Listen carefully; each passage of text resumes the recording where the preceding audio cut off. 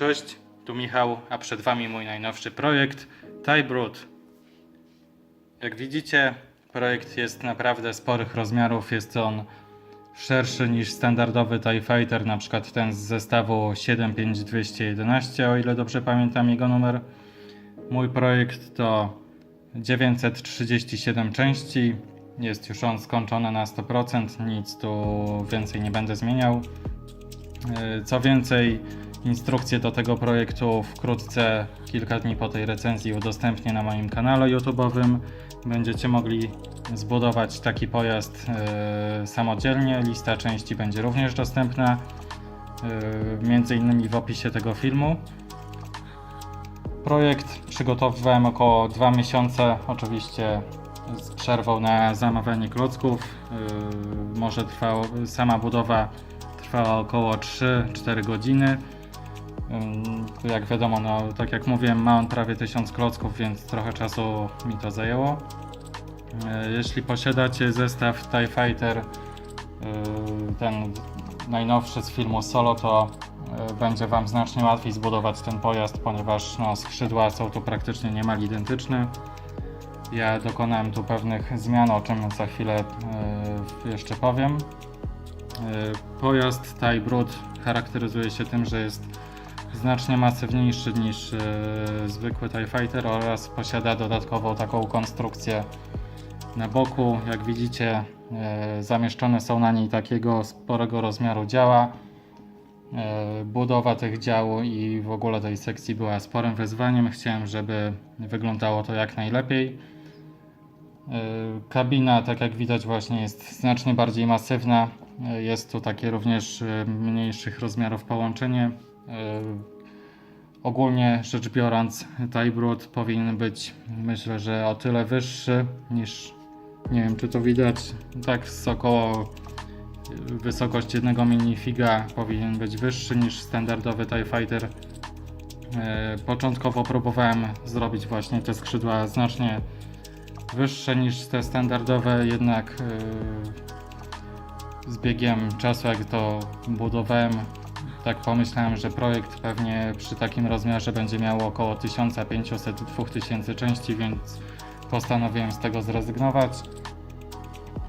W środku oczywiście kabina jest otwierana, znajdziemy tu minifigurkę. Ja użyłem standardowego pilota.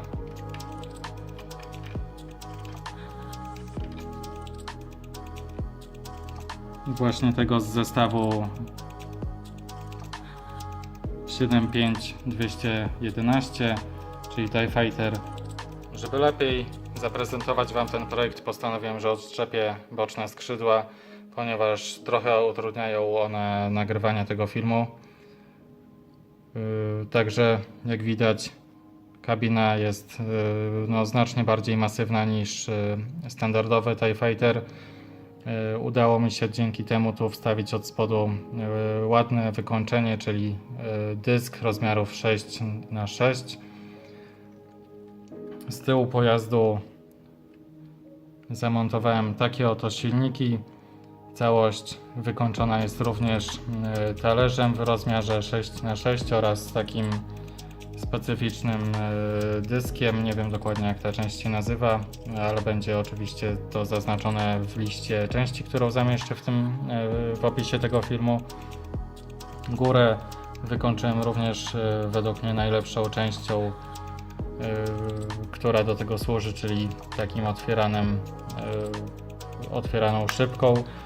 Jeśli posiadacie wersję TIE Fightera 75211, to ona ma mniejszą szybkę, taką 4x4, także to już we własnym zakresie, ewentualnie drobną modyfikację możecie tu zrobić i również wykorzystać tamten element do zabudowy tego moca.